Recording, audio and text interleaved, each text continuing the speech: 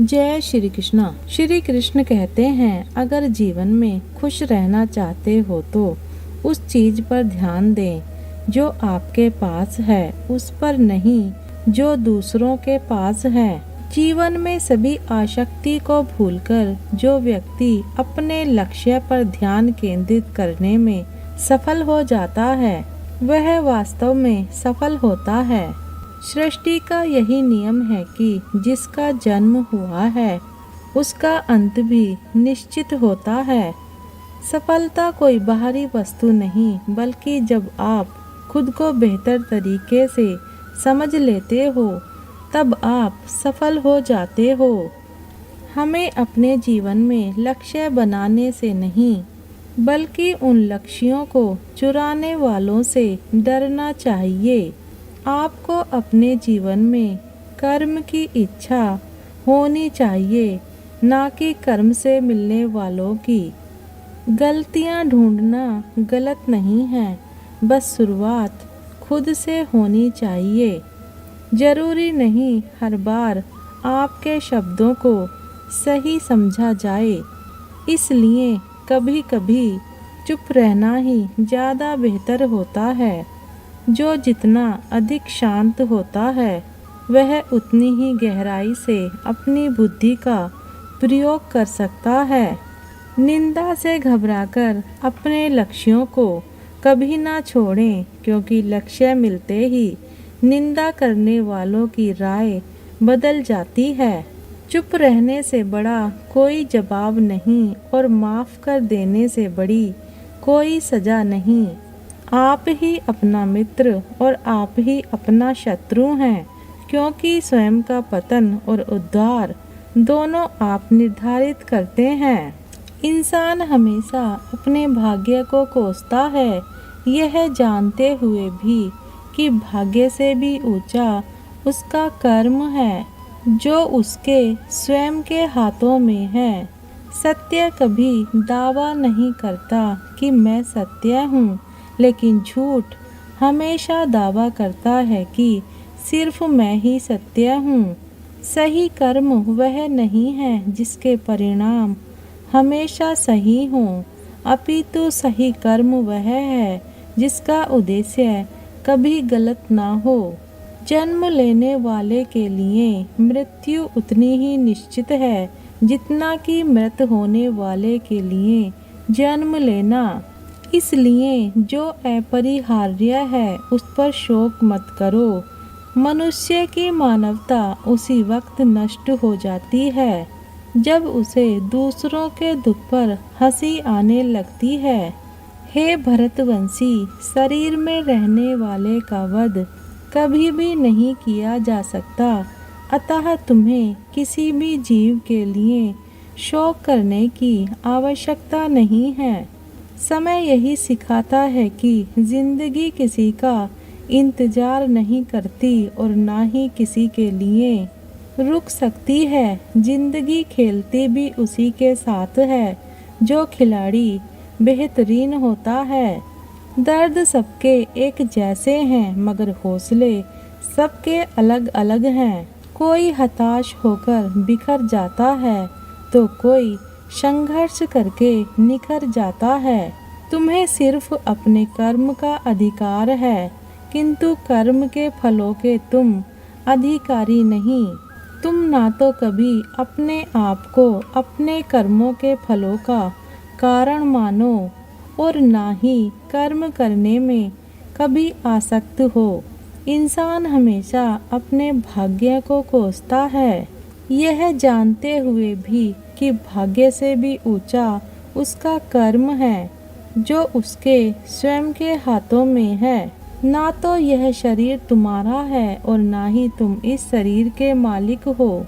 यह शरीर 5 तत्वों से मिलकर बना है, आग, जल, वायु, पृथ्वी और आकाश। एक दिन यह शरीर इन्हीं 5 तत्वों में विलीन हो जाएगा। आप ही अपना मित्र और आप ही अपना शत्रु हैं, क्योंकि स्वयं का पतन और उद्धार दोनों आप निर्धारित करते हैं। ज़्यादा खुश होने पर और ज़्यादा दुखी होने पर निर्णय नहीं लेना चाहिए। क्योंकि यह दोनों परिस्थितियाँ आपको सही निर्णय नहीं लेने देती हैं। तराशने वाले पत्थरों को भी तराश देते हैं, ना समझ हीरो को भी पत्थर करार देते हैं।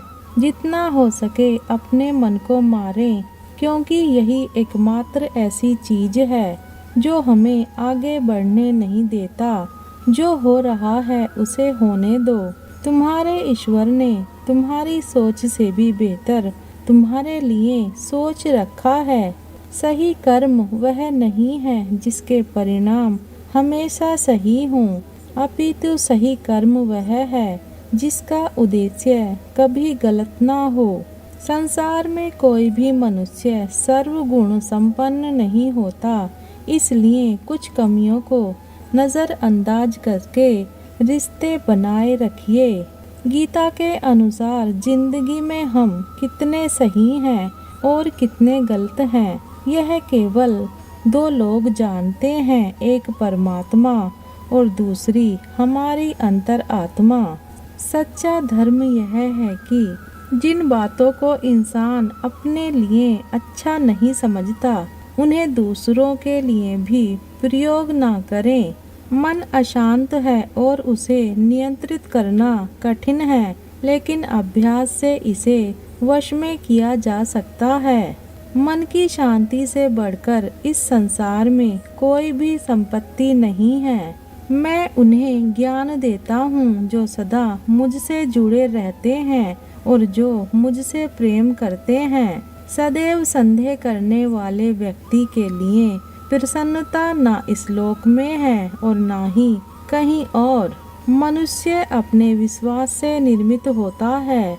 जैसा वह विश्वास करता है वैसा ही वह बन जाता है। किसी का अच्छा ना कर सको तो बुरा भी मत करना, क्योंकि दुनिया कमजोर है, लेकिन दुनिया बनाने वाला नहीं। मनुष्य को अपने कर्मों के संभावित परिणामों से प्राप्त होने वाली विजय या पराजय, लाभ या हानि, प्रसन्नता या दुख इत्यादि के बारे में सोचकर चिंता से ग्रसित नहीं होना चाहिए। कोई कुछ भी कहे, बस अपने आप को शांत रखो, क्योंकि सूरज कितना भी तेज क्यों ना हो, समुद्र सूखता नहीं है। जहाँ आपकी कोई कीमत नहीं है वहाँ पर रुकना अनुचित है, चाहे वह किसी का घर हो या किसी का मन। जिसे कह दिया जाए वह शब्द होते हैं, जिसकी अभिव्यक्ति ना हो पाए वह अनुभूति, और जिसे चाहकर भी ना कहा जाए वह होती है मर्यादा। सही कर्म वह नहीं है जिसके परिणाम हमेशा सही हों, अपितु सही कर्म वह है जिसका उद्देश्य कभी गलत ना हो। कभी कभी जीवन में आगे बढ़ने के लिए उन चीजों और व्यक्तियों को भी त्यागना पड़ता है जो कभी तुम्हारे हृदय की गहराई में विलीन थे। अगर जीवन में दुख है तो उसे सहन करना सीखना चाहिए, क्योंकि आज दुख है तो कल सुख भी आएगा। यह क्रम यूं ही चलता रहता है। श्री कृष्ण अर्जुन से कहते हैं कि तुम मेरा चिंतन करो, लेकिन अपना कर्म भी करते रहो। ज्यादा खुश होने पर और ज्यादा दुखी होने पर निर्णय नहीं लेना चाहिए, क्योंकि यह दोनों परिस्थितियां आपको सही निर्णय नहीं लेने देती हैं। जो होने वाला है वह होकर ही रहता है, और जो नहीं होने वाला वह कभी नहीं होता। ऐसा निश्चय जिनकी बुद्धि में होता है उन्हें चिंता कभी नहीं सताती है।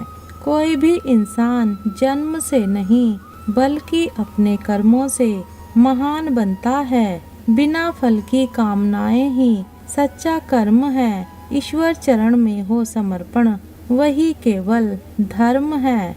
गीता में लिखा है, जब इंसान की जरूरत बदल जाती है तब इंसान के बात करने का तरीका भी बदल जाता है। चुप रहने से बड़ा कोई जवाब नहीं और माफ कर देने से बड़ी कोई सजा नहीं होती। सदैव संदेह करने वाले व्यक्ति के लिए प्रसन्नता न इस लोक में है न ही कहीं और। जो मन को नियंत्रित नहीं करते उनके लिए वह शत्रु के समान कार्य करता है।